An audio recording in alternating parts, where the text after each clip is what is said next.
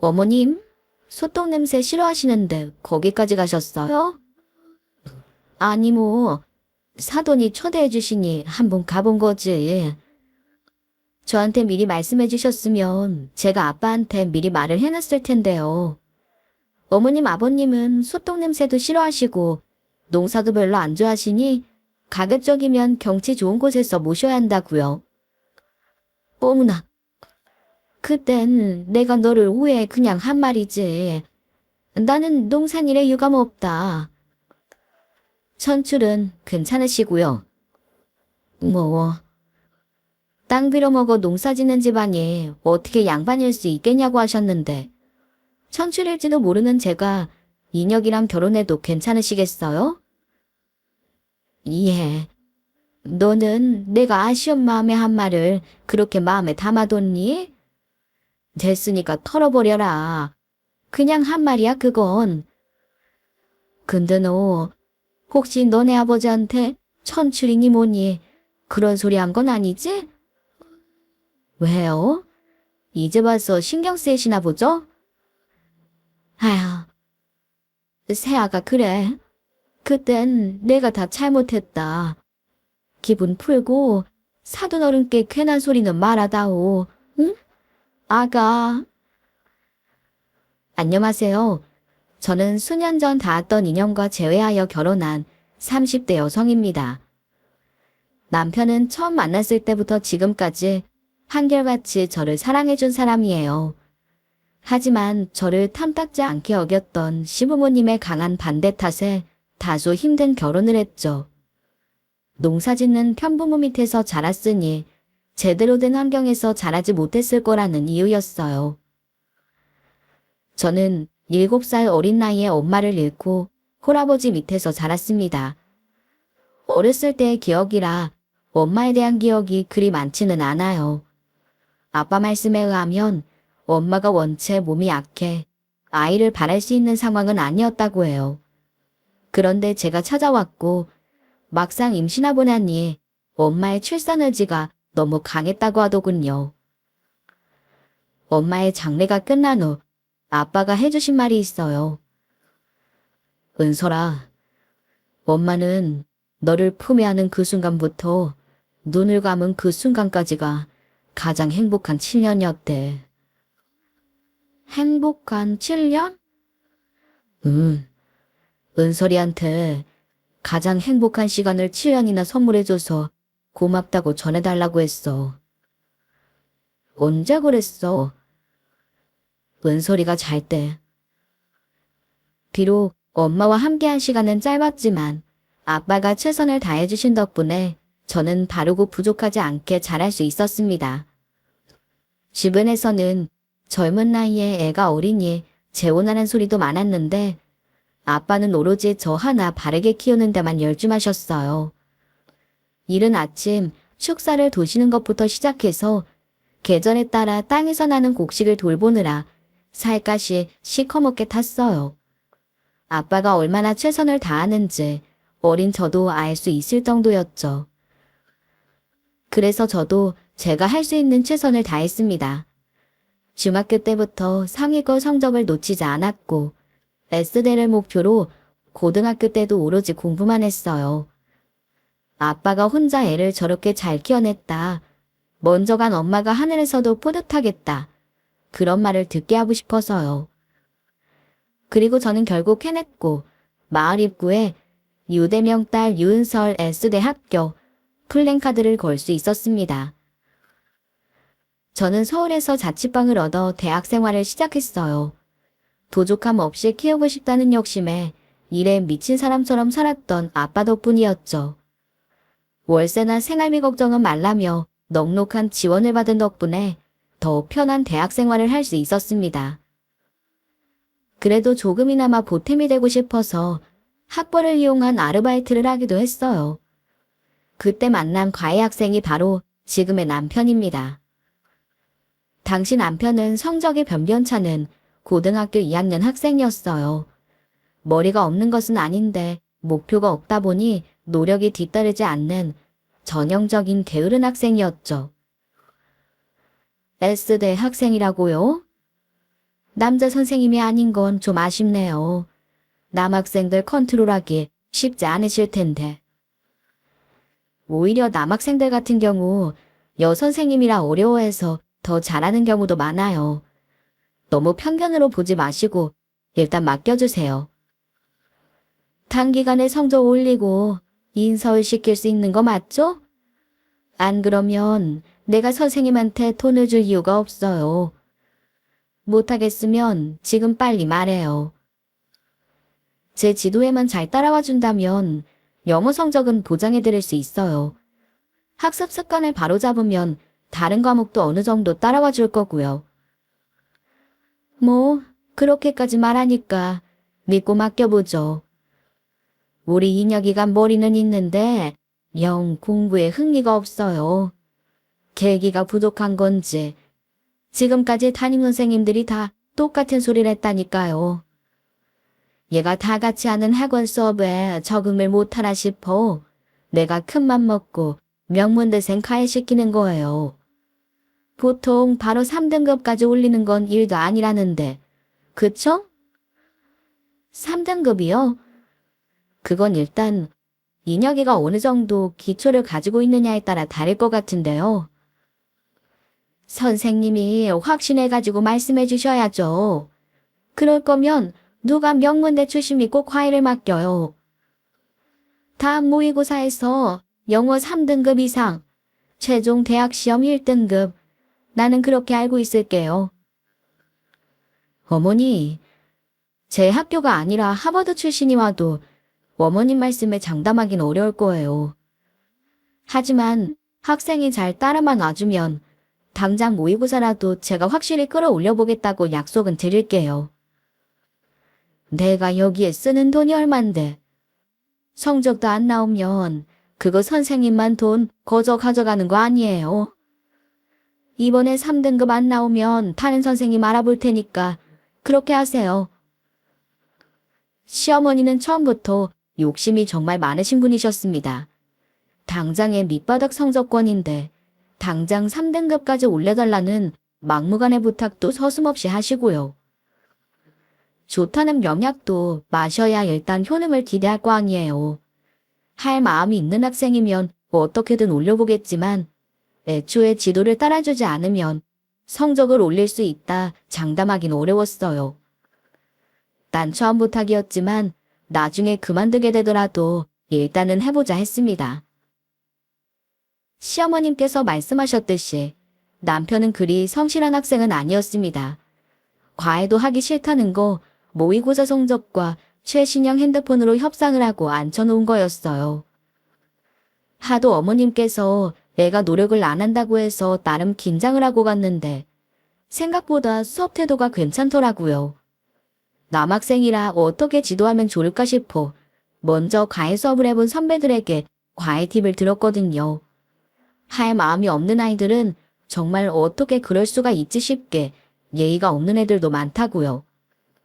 그래서 만만치 않겠다 생각하고 들어간 수업이었는데 남편은 첫날부터 제 수업을 곧잘 들었습니다. 첫 수업이라 그런가 싶었는데 그 뒤로도 숙제도 잘해놓고 무엇보다도 하려고 하는 모습이 보여 가르치는 보람이 있었어요. 그래도 갑자기 등급을 몇 단계나 올리는 것은 쉽지 않은 일인데 모의고사에서 정말 3등급을 받아오더라고요. 하지만 영 어머님은 만족스럽지 못하신 눈치였죠. 선생님, 저는 인혁이가 결코 3등급의 안주할 아이가 아니란 걸 알아요. 이 정도로 만족하시면 안 되시는 거 아시죠? 내가 처음에 선생님한테 했던 말 잊은 거 아니죠? 네, 어머니. 저도 인혁이가 하는 만큼 더 좋은 점수를 낼 수 있다고 생각해요. 그러니 어머니께서는 저도 인혁이도 그저 믿고 기다려주시면 좋겠어요. 선생님은 엄마 마음을 몰라 그래요. 아무리 믿고 맡긴다고 해도 한 문제 차이로 등급이 달라지는데 엄마인 제가 느슨해질 수는 없죠. 좀 더 신경 써주세요. 내가 유일하게 못하는 게 기다리는 거예요. 아시겠어요? 원하시는 점수를 가져와도 만족하지 못하시는 것 같아 저 나름대로도 많은 노력을 했었습니다. 다행히 그때 남편은 제 지도를 무척 잘 따라와 주었고 그렇게 1년을 가르치고 나니 정말 다들 놀랄 정도였어요. 저도 그렇게까지 오를 거라는 기대가 없었는데 인서울은 확실히 하겠다는 성적이 된 거예요. 당시 이미 대학생이었던 저보다 한 살 위인 시누이도 모의고사 성적표를 보고 많이 놀랐더랬죠. 어머 세상에. 엄마, 이게 인혁이 성적표라고? 진짜 실력있다. 어떻게 그 바닥에 있던 성적을 여기까지 끌어올려? 걔는 선생님도 선생님이지만 그게 다 인혁이 머리가 되니까 그렇지. 에이 엄마, 아무리 머리가 돼도 공부하는 방법 모르면 여기까지 오긴 힘드네요. 엄마가 그동안 그렇게 돈과 열정을 갖다 부었는데도 안 됐던 걸 선생님이 하신 거잖아. 저거 저러다 어떻게 사람 구실은 하고 살까 했는데 선생님이 사람 만들어주셨네. 너는 누나라는 게 동생을 그렇게 말하고 싶어? 인혁이가 그동안 안 해서 그렇지 머리가 없던 애는 아니었어. 얘는 누나라는 애가 말이야. 그러니까 하게 만드는 게 대단한 일이라고. 그 동기부여가 얼마나 중요한 건데.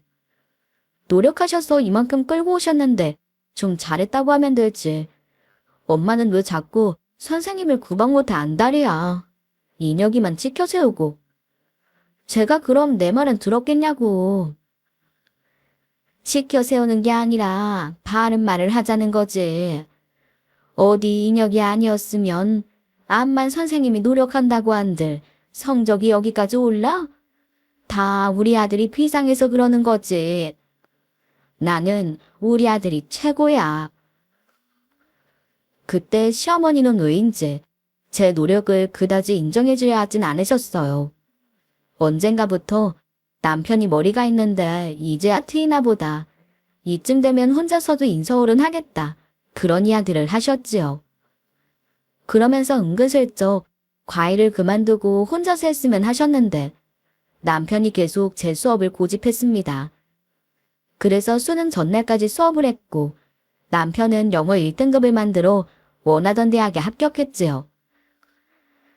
선생님, 저 목표로 했던 D대학교 합격했어요. 방금 합격 확인하고 바로 선생님한테 연락드렸어요. 선생님이 제일 먼저 생각나더라고요.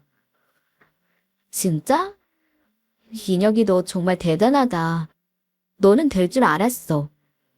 인혁이도 그동안 선생님 믿고 잘 따라와줘서 고마워. 대학 합격 기념으로 선생님이 작은 선물 하나 해주고 싶은데 갖고 싶거나 필요한 거 있니? 큰 건 못 해주고. 에이 고맙긴요. 다 선생님 덕분인걸요. 선생님, 그럼 갖고 싶은 거 말고 소원 하나만 들어주시면 안 돼요?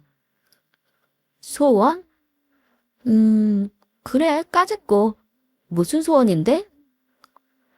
선생님, 저랑 데이트해요. 데이트라고 하니 순간 멈칫했지만 그동안 가까워진 만큼 진지하게 생각하지 않고 자리에 나갔습니다. 그리고 기특한 마음에 밥도 사주고 카페도 가면서 시간을 보내던 중이었죠. 그런데 뜬금없이 인혁이가 분위기를 잡더니 제게 이렇게 말하는 겁니다. 선생님, 저 사실 선생님 처음 봤을 때부터 첫눈에 반했어요. 엄마가 선생님하고 하신 이야기 듣고 선생님 계속 보기 위해 공부 열심히 했던 거예요. 제 성적이 목표한 성적을 달성하지 못하거나 떨어지기라도 하면 선생님 못 보니까요. 물론 선생님이 저를 눈여겨보기를 바라는 마음도 있었고요. 제가 이날만을 얼마나 기다렸는지 선생님은 모를걸요. 선생님, 저 이제 어린애 아니에요. 선생님 학생도 아니고요. 그러니까 저랑 진지하게 만나봐요. 제법 진지한 표정으로 그렇게 이야기하는데 저는 그저 난처하기만 했습니다. 그때 남편의 마음이 진심이든 아니든 그건 제게 그렇게 중요한 게 아니었으니까요. 이녀가, 우선 나를 좋게 봐줘서 너무 고마워. 그렇지만 난 한 번도 인혁이 널 학생 그 이상도 그 이하로도 생각해 본 적 없어. 그리고 인혁이 너도 학업 준비로 인해 나랑 많은 시간을 붙어 있다 보니 네 감정이 헷갈렸을 수 있다고 생각해. 대학 입학 축하하고 다시 한번 네 감정에 대해 잘 되돌아봐. 남편과의 인연은 그때 잠시 끊어졌지요. 상처를 받았는지 그 후로 연락이 오지 않았고 저도 연락하기가 어려웠습니다. 각자의 삶을 살기 시작했고 그렇게 8년의 세월이 흐른 겁니다. 남편을 다시 만난 곳은 회사였어요.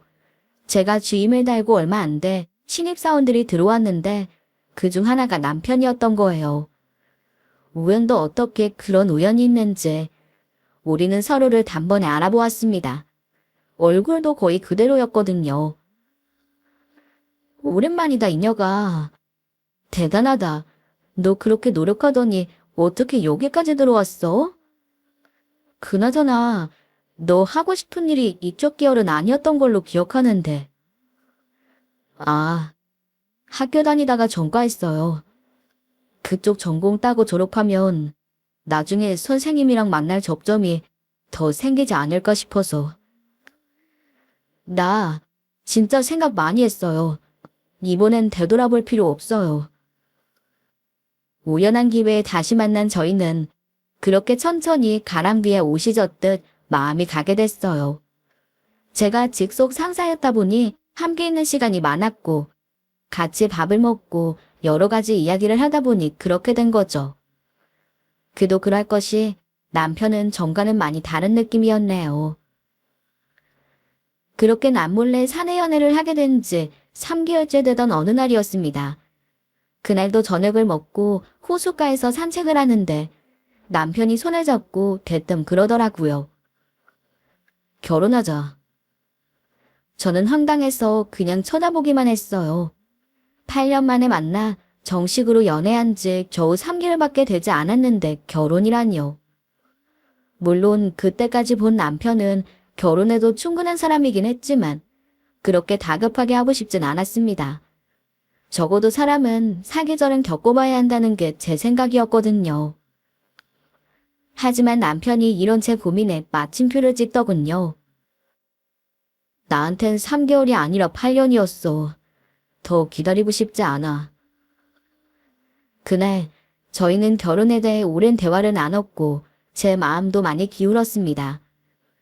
그쯤 되니 결혼이 망설여지는 건 아닌데 그제야 시어머니가 걸리더라고요. 저를 말도 안 되는 이유로 곱지 않게 봤던 어머님의 성정이 생각나 좀 찝찝했죠. 혹시 몰라 저를 만난다는 소리는 하지 말라고 해둬서 결혼을 결정하고 나서야 뵙게 된 거예요. 잠깐, 우리 어디서 본 적 있지 않아요? 안녕하세요, 어머니. 저 기억하실지 모르겠지만 9년 전에 인혁이 영어 과외했던 유은설입니다. 그때 어머님 표정이 정말 가관이었습니다. 이게 대체 무슨 상황인가 싶어 입을 떡 벌리고 있었죠. 시아버님은 당시 과외할 때도 한 번도 뵌 적은 없어요. 근데 예전에 과외를 했던 선생과 결혼하겠다고 하니 좀 탐탁지는 않아 보였네요. 나이차가 많은 것도 아닌데 아무래도 우리가 시작점이 선생과 학생이었다는 게 걸리는 모양이었습니다. 인혁이 너 그동안 계속 연락하고 있었던 거야? 그런 거 아니야. 내가 입사한 회사에 은설이가 사수로 있어서 나도 8년 만에 만난 거였어. 뭐, 사수? 그럼 선생님이 지금 인혁이 회사에 있다는 거예요? 네. 제가 지금도 인혁이 사수로 함께 가르치고 배우면서 지내고 있어요. 아니, 무슨 이런 일이 다 있어. 하지만 시부모님께서도 딱히 반대할 명분이 없으셨어요. 그래서 결국 아들의 성화에 어쩔 수 없이 체념하 전쟁이었죠. 내키지 않지만 그래도 결혼하겠다고 하니 이런저런 질문을 하셨는데 갑자기 옳다구나가 된 거예요. 그래, 형제는? 부모님은 뭐 하시는데요? 형제는 없고 어머님은 제가 어렸을 때 일찍이 돌아가셨고. 뭐라고요? 어머어머어머 뭐야. 그럼 엄마 없이 자란 거예요. 네. 아, 난 안 돼. 나는 정상적인 가정에서 자란 사람이 내 며느리였으면 해요. 엄마, 정상적인 가정이라니. 지금 은솔이가 비정상적인 가정에서 자랐다는 거야? 넌 가만히 있어. 선생님, 선에 말고 들어요. 아무래도 엄마 손을 탄 사람이 가정교육도 더 잘 되어 있고 결핍이 없겠죠. 애가 자라면서 엄마 손이 얼마나 필요한데. 난 좀 그래요. 제가 비록 아버지만 계셨지만 부족함 없이 키워주셨고, 그래서 저 S대까지 갈 수 있었어요. 엄마가 안 계셨다고 해서 사는데 지장이 있을 만한 결핍은 없고요. 그렇게 말씀하시니 저도 할 말이 없네요. 엄마, 빨리 사과해. 그게 대체 무슨 무례한 말이야. 넌 가만히 있으래도. 그럼 아버지께서는 세장가도 안 되시고? 네, 저 하나만 보시고 농사일 하시면서 바쁘게 사셨어요. 뭐, 농사? 선생님 아버지께서 직접 농사를 지어 먹고 산다 그 말이에요.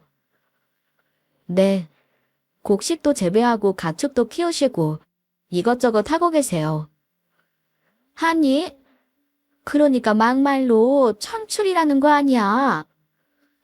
네, 천출이란요? 어머니, 갑자기 그게 무슨 말씀이세요? 농사는 예로부터 천추이나 짓는 거잖아요. 우리 집안에는 대대로 농사 지어 먹고 산 사람이 없었어요. 조상 대대로 나란 일을 하는 족보 있는 양반 가문이었다고. 땅을 빌어 먹고 살다 가짜 족보사들인 천출들이랑은 태생부터가 다르다고요. 내가 소똥이나 치우는 집안에 우리 아들 장가 보내려고 애를 그렇게 금이야 오기야 키운 줄 알아요. 어머니, 그게 무슨 말씀이세요? 농사 짓는데 족보가 다 무슨 소용이고 양반님이 천출이니 그게 다 무슨 상관이에요. 선생님이 지금은 어려서 모르겠지만 우리 때까지만 해도 그게 다 보이네요. 막말로 말해서 선생님네 집이 대대로 물려받은 땅이면 사람을 사서 농사를 짓겠지. 직접 아버님 손으로 그 힘든 농사 일을 했겠어요. 아이고 기가 막혀서. 뭐 매일 소똥을 치우는 게 일이야. 그걸 아무렇지도 않게 이야기하다니. 지금 선생님이 하는 말이 본인이 그 집 무남동녀 외동딸이니까 결국 인혁이 내 자식이 그 집으로 장가가면 같은 짓거리 하고 있을 거란 말이잖아. 아니 어머님, 그건 저희 아버님 일인데 왜 저희가 개입되나요? 게다가 소를 키우니 소똥을 치워야 하는 거고 당연히 우리 땅에 농사 짓는데 아버지도 하셔야죠. 왜 그걸 잘못된 것처럼 말하시는 거예요? 게다가 직업에 귀천이 없다는 말이 있듯 저희 아버지 하시는 일이 나쁜 일도 아닌데. 아, 됐다.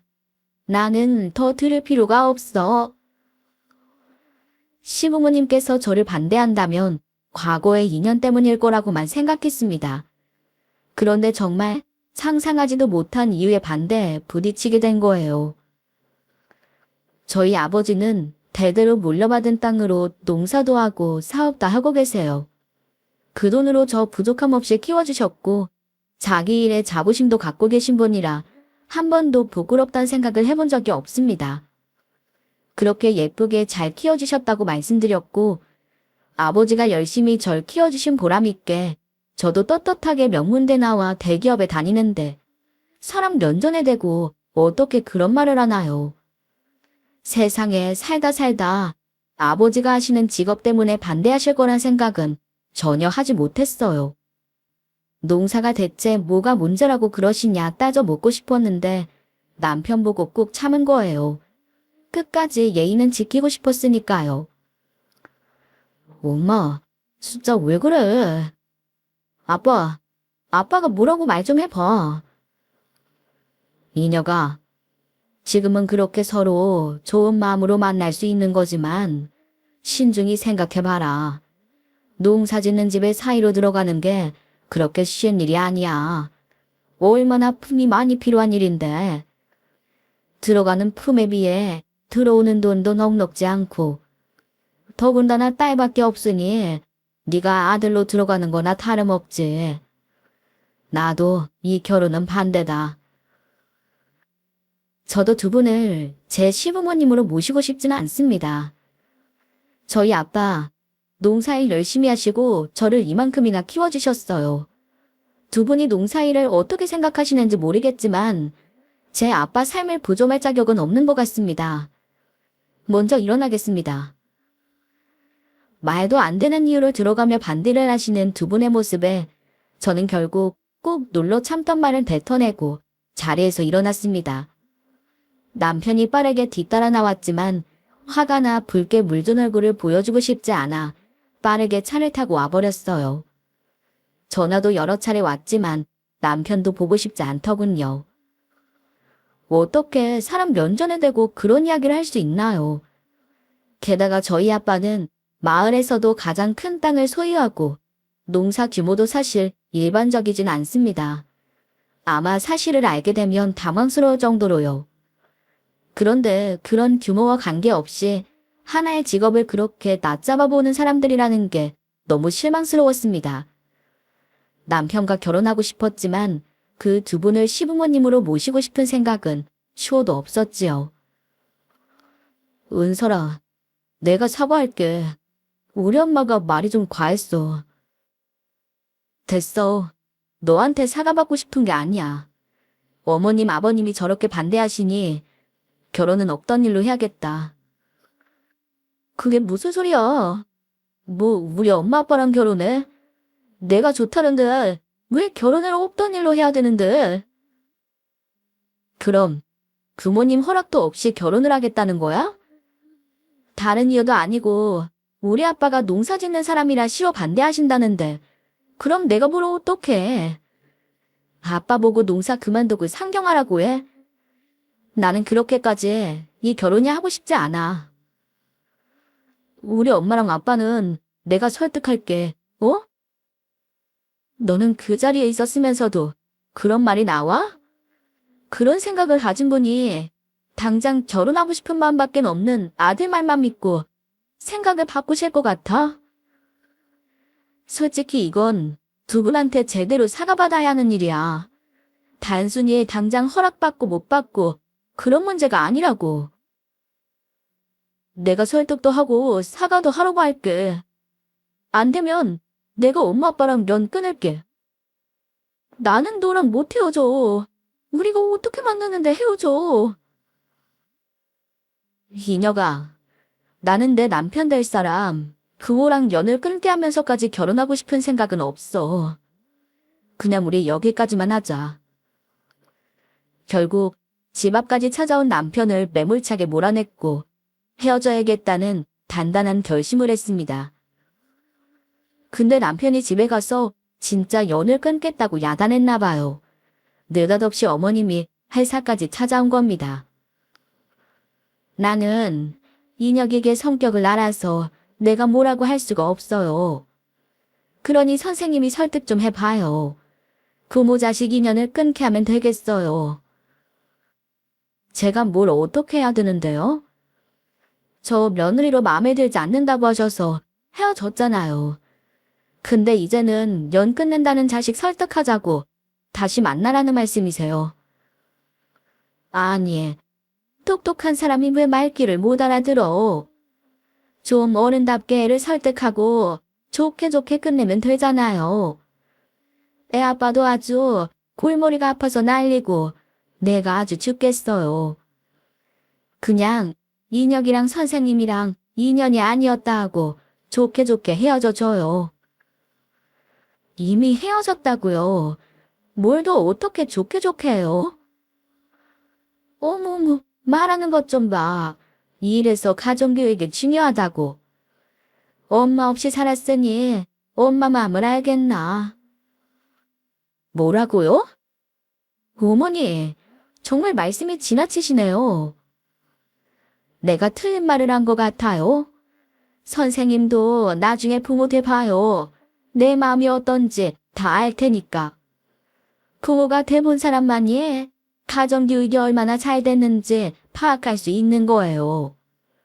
지금 선생님이 아들 가진 부모 앞에서 그렇게 자기 할 말 다 하는 것도 다 엄마 없이 자라서. 때마침 회사 근처 카페를 찾은 남편이 그 이야기를 모두 들어버렸고 어머님은 굉장히 당황해 하셨죠. 저는 더는 상종할 필요가 없다고 생각하고 일어서서 자리를 피했어요. 그렇게 일단락된 줄 알았는데 뭐라 말릴 새도 없이 남편이 그 길로 집을 나와 짐을 싸들고 우리 집에 온 거예요. 은설아, 미안해. 정말 미안해. 엄마가 회사까지 찾아올 줄은 몰랐어. 나 너 없으면 못 살아. 남들이 다 천하의 불효자식이라고 손가락질해도 상관없어. 제발 나 한 번만 봐주라. 이녀가, 나를 낳은 부모를 외면하고 사는 거, 그거 아무나 하는 거 아니야. 당장은 나밖에 안 보이겠지만 살다 보면 결국 늙어가는 부모님 눈에 들어올 거고 그때마다 나는 사랑이라는 이름으로 내 부모님 모욕한 두 분 뵙고 살 자신이 없어. 안 보게 할게. 내 부모는 나만 챙기면 되잖아. 절대 너랑 만나게 하는 일은 없을 거야. 현관에서 무릎을 꿇고 울면서 이야기하는데 매정하게 외면할 수 없더라고요. 어머님만 아니었어도 그렇게 헤어질 사람이 아니었고요. 결국 못 이기는 척 그렇게 석 달을 살았습니다. 부모님 문제만 없으면 우리는 싸울 일도 없고 매일매일이 좋았어요. 그래서 내심 앞으로는 어떻게 해야 하나 하고 막막하던 차였죠. 그런데 결국 어머님이 다시 찾아오신 거예요. 엄마, 회사에 찾아오지 말라고 했잖아. 그럼 나 회사 그만둬 버릴 거라고.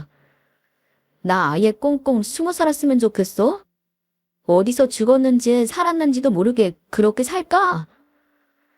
아이고, 이 녀석이 부모 앞에서 못하는 소리가 없어. 너는 어떻게 된 게 부모 마음을 이렇게 몰라? 너 나중에 애 낳고 살아봐라. 그제야 어이구 어머니 잘못했습니다 하겠지. 그래서 그만하시려고 저까지 부르신 거예요? 왜 은솔이까지 불렀는데? 다신 은솔이 찾지 말라고 했잖아. 결혼 승낙하려면 불러야 할 거 아니야.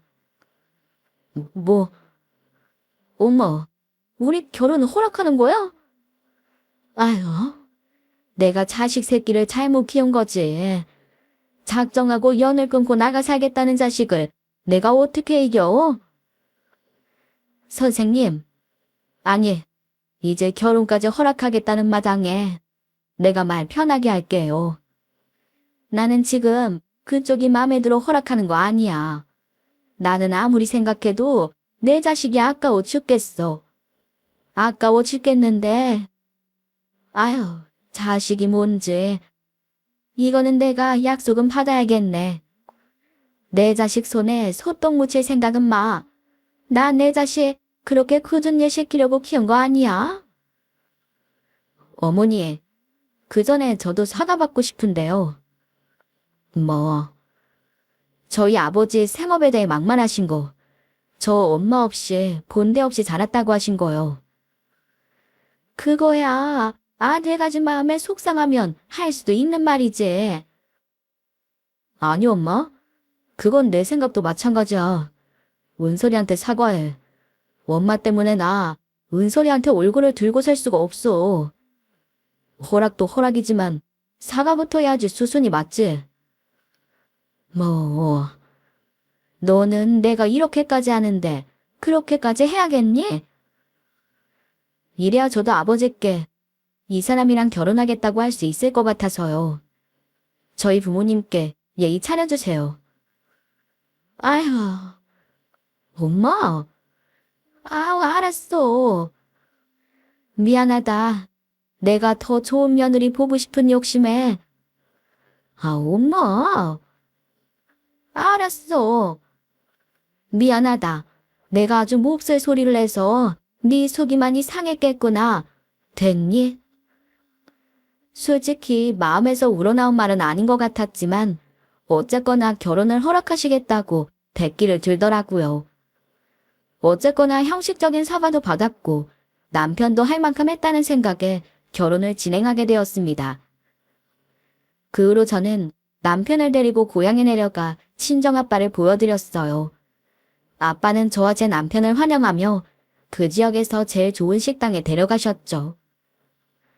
그래, 우리 은설이 학생이었는데 지금은 회사 동료가 되었다고? 이런 귀한 인연이 다 있네. 허허허. 아버님이 은솔이 소중히 키우신 만큼 이제 저 믿고 맡겨만 주세요. 제가 귀하게 대하며 살겠습니다. 하하하. 요즘 젊은 친구 치고는 녹살 좋게 낯간지러운 말까지 하고 괜찮구만. 근데 내가 하나밖에 없는 딸이라 사이 보는 눈도 좀 까다로운데. 아버님 눈에 들기 위해 필요한 일이라면 뭐든지 하겠습니다. 하여튼 그 패기 하나는 좋구만. 많이 먹고 잘 먹어야 힘을 내서 가정도 건사하지. 아버님이 주신 거라면 돌이라도 씹어 먹을 수 있습니다. 뭐야? 하하하하. 아빠는 남편을 무척 마음에 들어 하셨어요. 과거 제 학생이었다는 이야기를 듣고 질색하던 시부모님과 달리 귀한 인연이라고 지켜 세워주시고요. 그렇게 상견례 날이 되었습니다. 이번에도 아빠가 서울에 오며 가며 제일 좋았다는 유명한 한식당을 예약해 주셨어요. 저희가 가장 먼저 왔고 저희 아빠가 약속 시간에 맞춰 도착하셨습니다. 그런데 시부모님께서는 10분이 넘도록 나타나지 않으시는 거예요. 안 온다고 하신 건 아니니 오시긴 할 건데 아무래도 못마땅한 자리다 싶으니 일부러 늦으시는 것 같았습니다. 저는 이 행동이 아빠를 무시하는 행동이라는 생각에 무척 언짢았어요. 시부모님이 나타나신 것은 무려 약속 시간보다 30분이나 늦은 시간이었어요. 게다가 그다지 미안한 기색도 없이 들어오는 시모의 표정을 보니 없던 정도 떨어지더라고요. 그런 제 표정을 읽으신 건지 시아버지께서 무안해하시며 먼저 입을 여셨죠. 아유, 미안합니다. 차가 좀 막혀서요. 안녕하세요. 은설이 예비되는 사람입니다. 아, 예. 저는 우리 인혁이 예비... 어? 선생님께서는... 예. 안녕하십니까, 선생님. 그런데 갑자기 인사를 하던 두 어른들이 서로를 알아보며 선생님, 선생님 하시는 거예요. 당황해하는 저희는 아랑곳하지 않고 서로 이야기를 하는데 어쩐지 시부모님이 쩔쩔매는 겁니다. 아이고 선생님, 덕분에 잘 있었습니다. 그때 편의를 봐주셔서 어찌나 감사하던지요. 별 말씀을요. 사람이 살다 보면 그런 일도 있을 수 있는데요. 아빠, 두 분 서로 아시는 사이세요? 그럼 알다 마다. 이렇게 보니 너네가 진짜 인연은 인연인가 보다. 네? 알고 보니 시부모님과 아빠는 1년 전 우연히 안면을 튼 사이였습니다. 아들, 작년에 이 아버지가 차를 몰다가 접촉사고 난 거 기억나지? 접촉사고. 아, 그때 평양냉면집 주차장에서 외제차 박아서 큰일 났다고 했던 때. 그게 은설이 아버님 차였어. 뭐 그랬지. 선생님께서 아량을 베풀어 주셔서 그때 제가 덕을 많이 봤습니다. 연신 고개 숙여 인사하는 시아버님에게 저희 아빠도 고개 숙여 화답하셨어요. 아닙니다. 오히려 그쪽 차도 많이 망가져서 속상하실 텐데 싶어 마음이 쓰이더라고요. 제가 특별히 좋은 차를 쓸 일이 많지 않아 딸 보러 올 때나 쓰는데 딸 보러 왔다가 생긴 일이니 좋은 마음으로 그냥 좋게 좋게 넘어가고 싶어 그랬으니 너무 개념치 마십시오. 하하하. 그래도 그렇지. 아버님 정말 대단하세요. 그때 저희 아버지 차는 폐차했거든요. 중고로 샀는데 오래된 연식에 안 그래도 좀 차 상태가 별로긴 했어요. 어떻게 박아도 하필 그 차를 막냐고. 그때 우리 집 아주 난리도 아니었습니다. 사람이 살다 보면 이런 일도 있고 저런 일도 있는 걸세.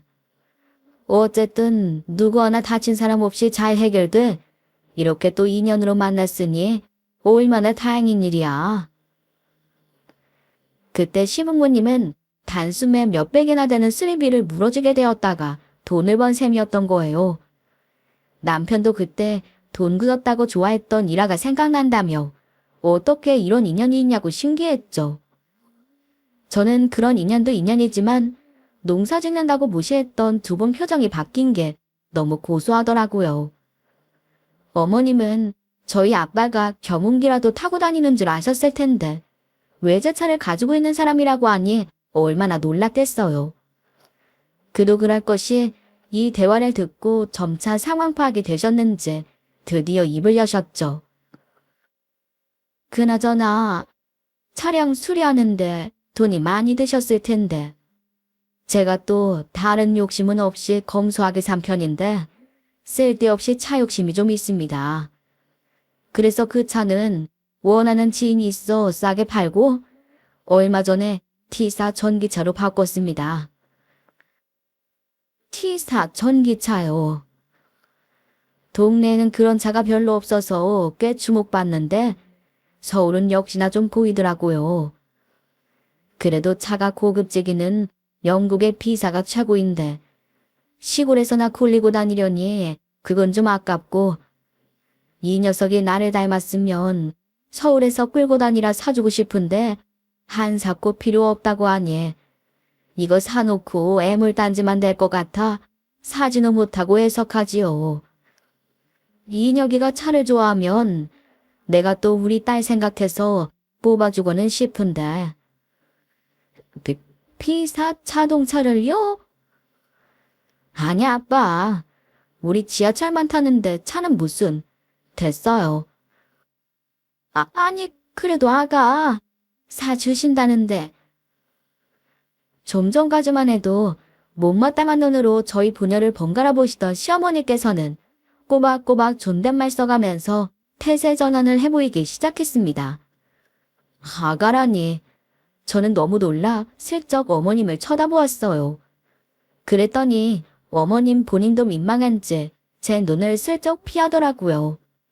그러면서 은근슬쩍 저희 아버지가 하시는 일이 무엇인지 다시 묻기 시작했죠. 근데 새아가 말로는 농사를 좀 지으신다던데요. 농사요? 아, 그렇죠. 농사는 농사지. 근데 말이 농사지 사업이나 다름없습니다. 아버지는 원래도 고향에 대대로 물려받은 땅이 돼서 논농사와 사과, 배, 포도농사를 크게 하셨었어요. 그러다 운 좋은 기회를 만나 농사의 방향성을 좀 틀어 사업으로 확장하셨습니다. 재배된 과일은 기업과 손을 잡아 납품하는 중이고 인터넷 시장도 운영 중이시죠. 게다가 농업기술을 연구하는 스타트업과도 손을 잡아 아버지도 거의 반연구원이세요. 그러니까 일반적인 농사 규모와는 완전히 다른 농촌 거점 사업을 하는 중이신 겁니다. 하도 일이 많으셔서 저도 정확히는 알고 있지도 않고 일일이 설명하는 게 어려워 그냥 몽사라고만 해요. 근데 그게 틀린 말도 아니잖아요. 아니, 어떻게 농사를 지으시다가 그렇게 큰 일까지 벌이셨습니까? 부친께서 대대로 물려받으신 땅을 고스란히 제게 잘 물려주셨으니 가능한 일이었습니다. 제가 또 운이 좋기도 하고요. 하나도 허투루 쓰지 않고 내 새끼한테 물려주려 애를 좀 썼죠. 아하하, 그러시구나. 아버지의 재력을 알게 된 시어머님은 상견례 내내 그저 사업에 관한 이야기만 물어보시더라고요. 그런데 그게 또 믿기지는 않았는지 아빠랑 따로 연락해서 시골까지 내려갔다 융숭한 대접도 받고 왔다고 들었습니다. 아무리 시골이기는 하나 말도 안 되는 규모의 땅에 사업 규모에 혼이 나가 돌아오신 거죠. 그 뒤부터는 신기하리만큼 순조로웠습니다. 저희 아빠께서는 저 결혼하면 꼭 해주고 싶었다고 결혼식에 대한 모든 비용을 대신 내주셨어요. 신랑 측 식대까지요. 그러니까 시부모님은 남편을 완전히 거저 결혼시킨 셈이었죠. 게다가 회사 근처에 제 명의로 된 집까지 얻어주시면서 부탁도 하셨네요. 마음 같아선 나도 딸 옆에 살고 싶지만 제가 하는 일이 있으니 어렵습니다. 평소에 자주 찾아뵙도록 할 테니 사돈께서는 멀리 사는 저를 봐주시고 명절에만 좀 집으로 보내주셨으면 합니다. 명절을 다요? 사돈은 가깝게 사니 평소에 볼 수 있지 않습니까? 나는 자식이라곤 은설이 하나뿐이라 명절이라도 좀 진득하게 보고 앉았으면 해서요. 시어머니 성격에 마음 같아선 거절하고 싶은 마음이 굴뚝 같았을 텐데 결국 승낙하더라고요. 하지만 시부모님 성격에 그게 그렇게 쉽지는 않았을 거예요. 한 달에 한 번은 모시고 식사를 하러 가는데도 명절이면 그렇게 못마땅한 티를 냈거든요. 결혼 소식을 듣는 사람들마다 아들 결혼 너무 잘 시켰다고 하니 괜히 심술보도 뒤틀리겠죠. 아니나 다를까 얼마 전 추석 전에도 시어머니에게 전화가 왔는데 은근슬쩍 그러시더라고요. 이번 추석 때도 내려갈 거니? 암요, 가야죠? 지는 설에 내려갔으니 한 번은 서울에서 보낼 법도 하잖아. 요즘 애들은 집에 안 가고 여행도 다니고 그런다는데. 왜요?